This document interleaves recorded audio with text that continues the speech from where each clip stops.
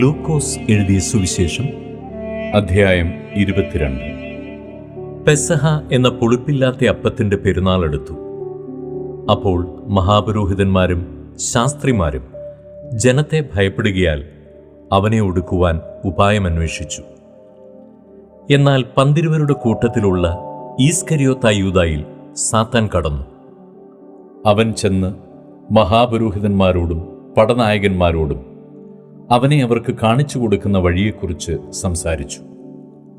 അവർ സന്തോഷിച്ച് അവന് ദ്രവ്യം കൊടുക്കാം എന്ന് പറഞ്ഞൊത്തു. അവൻ വാക്കുകൊടുത്തു. പുരുഷാരമില്ലാത്ത സമയത്ത് അവനെ കാണിച്ചു കൊടുപ്പാൻ തക്കം അന്വേഷിച്ചു പോന്നു. പെസഹ കുഞ്ഞാടിനെ അറുക്കേണ്ടുന്ന പുളിപ്പില്ലാത്ത അപ്പത്തിന്റെ പെരുന്നാളായപ്പോൾ അവൻ പത്രോസിനെയും യോഹന്നാനെയും അയച്ചു. നിങ്ങൾ പോയി നമുക്ക് പെസഹ കഴിപ്പാൻ ഒരുക്കുവിനെന്ന് പറഞ്ഞു. ഞങ്ങൾ എവിടെ ഒരുക്കണമെന്ന് അവർ ചോദിച്ചതിന്, നിങ്ങൾ പട്ടണത്തിലെത്തുമ്പോൾ ഒരു കുടം വെള്ളം ചുമന്നുകൊണ്ട് ഒരു മനുഷ്യൻ നിങ്ങൾക്ക് എതിർപ്പെടും. അവൻ കടക്കുന്ന വീട്ടിലേക്ക് പിൻചെന്ന് വീട്ടുടയവനോട്, ഞാൻ എൻ്റെ ശിഷ്യന്മാരുമായി പെസഹ കഴിപ്പാനുള്ള ശാല എവിടെയെന്ന് ഗുരു നിന്നോട് ചോദിക്കുന്നു എന്ന് പറവിൻ. അവൻ വിരിച്ചൊരുക്കിയ ഒരു വൻമാളിക കാണിച്ചു തരും. അവിടെ ഒരുക്കുവിനെന്ന് അവരോട് പറഞ്ഞു. അവർ പോയി തങ്ങളോട് പറഞ്ഞതുപോലെ കണ്ട് പെസഹ ഒരുക്കി. സമയമായപ്പോൾ അവൻ അപ്പോസ്തലന്മാരുമായി ഭക്ഷണത്തിന് ഇരുന്നു. അവൻ അവരോട്, ഞാൻ കഷ്ടമനുഭവിക്കും മുമ്പേ ഈ പെസഹ നിങ്ങളോടുകൂടെ കഴിപ്പാൻ വാഞ്ഛയോടെ ആഗ്രഹിച്ചു. അത് ദൈവരാജ്യത്തിൽ നിവൃത്തിയാകുവോളം ഞാനിനി അത് കഴിക്കയില്ല എന്ന് ഞാൻ നിങ്ങളോട് പറയുന്നു എന്ന് പറഞ്ഞു. പിന്നെ പാനപാത്രമെടുത്തു വാഴ്ത്തി, ഇത് വാങ്ങി പങ്കിട്ടുകൊള്ളുവിൻ. ദൈവരാജ്യം വരുവോളം ഞാൻ മുന്തിരിവള്ളിയുടെ അനുഭവം ഇന്നു മുതൽ കുടിക്കയില്ല എന്ന് ഞാൻ നിങ്ങളോട് പറയുന്നു. പിന്നെ അപ്പമെടുത്ത് വാഴ്ത്തി നുറുക്കി അവർക്ക് കൊടുത്തു. ഇത് നിങ്ങൾക്ക് വേണ്ടി നൽകുന്ന എൻ്റെ ശരീരം, എൻ്റെ ഓർമ്മയ്ക്കായി ഇത് ചെയ്വിൻ എന്ന് പറഞ്ഞു. ഔവണ്ണം തന്നെ അത്താഴം കഴിഞ്ഞ ശേഷം അവൻ പാനപാത്രവും കൊടുത്തു. ഈ പാനപാത്രം നിങ്ങൾക്ക് വേണ്ടി ചൊരിയുന്ന എൻ്റെ രക്തത്തിലെ പുതിയ നിയമമാകുന്നു. എന്നാൽ എന്നെ കാണിച്ചു കൊടുക്കുന്നവൻ്റെ കൈ എൻ്റെ അരികെ മേശപ്പുറത്ത് ഉണ്ട്. നിർണയിച്ചിരിക്കുന്നതുപോലെ മനുഷ്യപുത്രൻ പോകുന്നു, സത്യം. എങ്കിലും അവനെ കാണിച്ചു കൊടുക്കുന്ന മനുഷ്യന് അയ്യോ കഷ്ടം എന്ന് പറഞ്ഞു. ഇത് ചെയ്യുവാൻ പോകുന്നവൻ തങ്ങളുടെ കൂട്ടത്തിൽ ആരായിരിക്കുമെന്ന് അവർ തമ്മിൽ ചോദിച്ചു തുടങ്ങി. തങ്ങളുടെ കൂട്ടത്തിൽ ആരെയാകുന്നു വലിയവനായി എണ്ണേണ്ടത് എന്നതിനെ ചൊല്ലി ഒരു തർക്കവും അവരുടെ ഇടയിൽ ഉണ്ടായി. അവനോ അവരോട് പറഞ്ഞത്, ജാതികളുടെ രാജാക്കന്മാർ അവരിൽ കർത്തൃത്വം നടത്തുന്നു. അവരുടെ മേൽ അധികാരം നടത്തുന്നവരെ ഉപകാരികൾ എന്ന് പറയുന്നു. നിങ്ങളോ അങ്ങനെയല്ല. നിങ്ങളിൽ വലിയവൻ ഇളയവനെ പോലെയും നായകൻ ശുശ്രൂഷിക്കുന്നവനെ പോലെയും ആകട്ടെ. ആരാകുന്നു വലിയവൻ? ഭക്ഷണത്തിനിരിക്കുന്നവനോ ശുശ്രൂഷിക്കുന്നവനോ? ഭക്ഷണത്തിനിരിക്കുന്നവനല്ലയോ? ഞാനോ നിങ്ങളുടെ ഇടയിൽ ശുശ്രൂഷിക്കുന്നവനെ പോലെയാകുന്നു.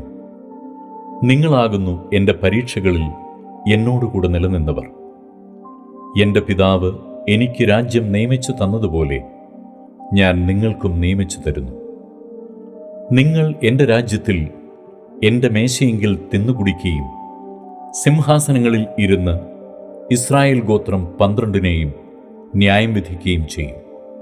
ശിമോനെ, ശിമോനെ, സാത്താൻ നിങ്ങളെ കോതമ്പ് പോലെ പാറ്റേണ്ടതിന് കൽപ്പന ചോദിച്ചു. ഞാനോ നിന്റെ വിശ്വാസം പൊയ്പോകാതിരിപ്പാൻ നിനക്ക് വേണ്ടി അപേക്ഷിച്ചു.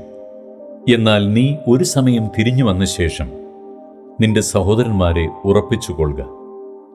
അവൻ അവനോട്, കർത്താവേ, ഞാൻ നിന്നോടുകൂടെ തടവിലാകുവാനും മരിപ്പാനും ഒരുങ്ങിയിരിക്കുന്നു എന്ന് പറഞ്ഞു. അതിനവൻ, പത്രോസേ, നീ എന്നെ അറിയുന്നില്ല എന്ന് 3 വട്ടം തള്ളിപ്പറയും മുമ്പേ ഇന്ന് കോഴി കൂകുകയില്ല എന്ന് ഞാൻ നിന്നോട് പറയുന്നു എന്ന് പറഞ്ഞു. പിന്നെ അവൻ അവരോട്, ഞാൻ നിങ്ങളെ മടിശീലയും പൊക്കണവും ചെരുപ്പും കൂടാതെ അയച്ചപ്പോൾ വല്ല കുറവും ഉണ്ടായോ എന്ന് ചോദിച്ചതിന് ഒരു കുറവും ഉണ്ടായില്ല എന്ന് അവർ പറഞ്ഞു. അവൻ അവരോട്, എന്നാൽ ഇപ്പോൾ മടിശീലയുള്ളവൻ അത് എടുക്കട്ടെ, ഔവണ്ണം തന്നെ പൊക്കണമുള്ളവനും. ഇല്ലാത്തവനോ തൻ്റെ വസ്ത്രം വിറ്റ് വാൾ കൊള്ളട്ടെ. അവനെ അധർമ്മികളുടെ കൂട്ടത്തിൽ എണ്ണി എന്നെഴുതിയിരിക്കുന്നതിന് ഇനി എന്നിൽ നിവൃത്തി വരണമെന്ന് ഞാൻ നിങ്ങളോട് പറയുന്നു. എന്നെക്കുറിച്ച് എഴുതിയിരിക്കുന്നതിന് നിവൃത്തി വരുന്നു എന്ന് പറഞ്ഞു. കർത്താവേ, ഇവിടെ 2 വാളുണ്ട് എന്നവർ പറഞ്ഞതിന് മതി എന്ന് അവൻ അവരോട് പറഞ്ഞു. പിന്നെ അവൻ പതിവ് പോലെ ഒലിവുമലയ്ക്ക് പുറപ്പെട്ടുപോയി. ശിഷ്യന്മാരും അവനെ അനുഗമിച്ചു.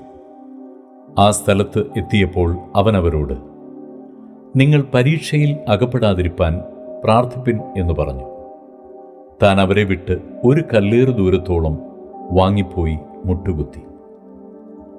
പിതാവേ, നിനക്ക് മനസ്സുണ്ടെങ്കിൽ ഈ പാനപാത്രം എങ്കിൽ നിന്ന് നീക്കേണമേ. എങ്കിലും എൻ്റെ ഇഷ്ടമല്ല, നിന്റെ ഇഷ്ടം തന്നെ ആകട്ടെ എന്ന് പ്രാർത്ഥിച്ചു. അവനെ ശക്തിപ്പെടുത്തുവാൻ സ്വർഗത്തിൽ നിന്ന് ഒരു ദൂതൻ അവന് പ്രത്യക്ഷനായി. പിന്നെ അവൻ പ്രാണവേദനയിലായി അതിശ്രദ്ധയോടെ പ്രാർത്ഥിച്ചു. അവൻ്റെ വിയർപ്പ് നിലത്ത് വീഴുന്ന വലിയ ചോരത്തുള്ളി പോലെയായി. അവൻ പ്രാർത്ഥന കഴിഞ്ഞ് എഴുന്നേറ്റ് ശിഷ്യന്മാരുടെ അടുക്കൽ ചെന്നു. അവർ വിഷാദത്താൽ ഉറങ്ങുന്നത് കണ്ട് അവരോട്, നിങ്ങൾ ഉറങ്ങുന്നതെന്ത്? പരീക്ഷയിൽ അകപ്പെടാതിരിപ്പാൻ എഴുന്നേറ്റ് പ്രാർത്ഥിപ്പിൻ എന്ന് പറഞ്ഞു. അവൻ സംസാരിക്കുമ്പോൾ തന്നെ ഇതാ ഒരു പുരുഷാരം, 12 ഒരുവനായ യൂദ, അവർക്ക് മുൻ നടന്ന് യേശുവിനെ ചുംബിപ്പാൻ അടുത്തു വന്നു. യേശു അവനോട്, യൂദായെ, മനുഷ്യപുത്രനെ ചുംബനം കൊണ്ടോ കാണിച്ചു കൊടുക്കുന്നത് എന്ന് പറഞ്ഞു. സംഭവിപ്പാൻ പോകുന്നത് അവൻ്റെ കൂടെയുള്ളവർ കണ്ടു. കർത്താവേ, ഞങ്ങൾ വാൾ കൊണ്ട് വെട്ടണമോ എന്ന് ചോദിച്ചു. അവരിൽ ഒരുത്തൻ മഹാപുരോഹിതന്റെ ദാസനെ വെട്ടി അവൻ്റെ വലത്തെ കാത് അറുത്തു. അപ്പോൾ യേശു, ഇത്രയ്ക്ക് വിടുവിൻ എന്ന് പറഞ്ഞ് അവൻ്റെ കാത് തൊട്ട് സൗഖ്യമാക്കി. യേശു തൻ്റെ നേരെ വന്ന മഹാപുരോഹിതന്മാരോടും ദൈവാലയത്തിലെ പടനായകന്മാരോടും മൂപ്പന്മാരോടും, ഒരു കള്ളൻ്റെ നേരെ എന്ന പോലെ നിങ്ങൾ വാളും വടിയുമായി പുറപ്പെട്ടു വന്നുവോ? ഞാൻ ദിവസേന ദൈവാലയത്തിൽ നിങ്ങളോടുകൂടി ഇരുന്നിട്ടും എൻ്റെ നേരെ കൈ ഓങ്ങിയില്ല. എന്നാൽ ഇത് നിങ്ങളുടെ നാഴികയും ഇരുളിൻ്റെ അധികാരവുമാകുന്നു എന്ന് പറഞ്ഞു. അവർ അവനെ പിടിച്ച് മഹാപുരോഹിതന്റെ വീട്ടിൽ കൊണ്ടുപോയി. പത്രോസും അകലം വിട്ട് പിൻചെന്നു. അവർ നടുമുറ്റത്തിൻ്റെ മധ്യേ തീ കത്തിച്ച് ഒന്നിച്ചിരുന്നപ്പോൾ പത്രോസും അവരുടെ ഇടയിലിരുന്നു. അവൻ തീവെട്ടത്തിനടുക്കെ ഇരിക്കുന്നത് ഒരു ബാല്യക്കാരത്തെ കണ്ട് അവനെ ഉറ്റുനോക്കി. ഇവനും അവനോടുകൂടി ആയിരുന്നു എന്ന് പറഞ്ഞു. അവനോ, സ്ത്രീയെ, ഞാനവനെ അറിയുന്നില്ല എന്ന് തള്ളിപ്പറഞ്ഞു. കുറഞ്ഞോന്ന് കഴിഞ്ഞിട്ട് മറ്റൊരുവൻ അവനെ കണ്ടു. നീയും അവരുടെ കൂട്ടത്തിലുള്ളവൻ എന്ന് പറഞ്ഞു. പത്രോസോ, മനുഷ്യ, ഞാനല്ല എന്ന് പറഞ്ഞു. ഏകദേശം 1 മണി നേരം കഴിഞ്ഞാറേ വേറൊരുവൻ, ഇവനും അവനോടുകൂടി ആയിരുന്നു, സത്യം, ഇവൻ ഗലീലക്കാരനല്ലോ എന്ന് നിഷ്കർഷിച്ചു പറഞ്ഞു. മനുഷ്യ, നീ പറയുന്നത് എനിക്ക് തിരിയുന്നില്ല എന്ന് പത്രോസ് പറഞ്ഞു. അവൻ സംസാരിക്കുമ്പോൾ തന്നെ പെട്ടെന്ന് കോഴി കൂകി. അപ്പോൾ കർത്താവ് തിരിഞ്ഞ് പത്രോസിനെ ഒന്ന് നോക്കി. ഇന്ന് കോഴി കൂകും മുമ്പേ നീ 3 വട്ടം എന്നെ തള്ളിപ്പറയും എന്ന് കർത്താവ് തന്നോട് പറഞ്ഞ വാക്ക് പത്രോസ് ഓർത്ത് പുറത്തിറങ്ങി അതിദുഃഖത്തോടെ കരഞ്ഞു. യേശുവിനെ പിടിച്ചവർ അവനെ പരിഹസിച്ച് കണ്ണുകെട്ടി തല്ലി. പ്രവചിക്ക, നിന്നെ അടിച്ചവൻ ആർ എന്ന് ചോദിച്ചു.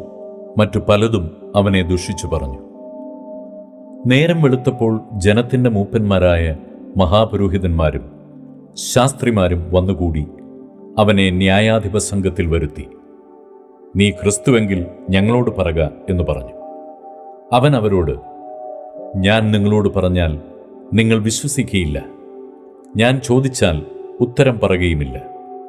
എന്നാൽ ഇന്നു മുതൽ മനുഷ്യപുത്രൻ ദൈവശക്തിയുടെ വലത്തുഭാഗത്ത് ഇരിക്കും എന്ന് പറഞ്ഞു. എന്നാൽ നീ ദൈവപുത്രൻ തന്നെയോ എന്ന് എല്ലാവരും ചോദിച്ചതിന്, നിങ്ങൾ പറയുന്നത് ശരി, ഞാനാകുന്നു എന്ന് അവൻ പറഞ്ഞു. അപ്പോൾ അവർ, ഇനി സാക്ഷ്യം കൊണ്ട് നമുക്ക് എന്താവശ്യം? നാം തന്നെ അവൻ്റെ വാമൊഴി കേട്ടുവല്ലോ എന്ന് പറഞ്ഞു.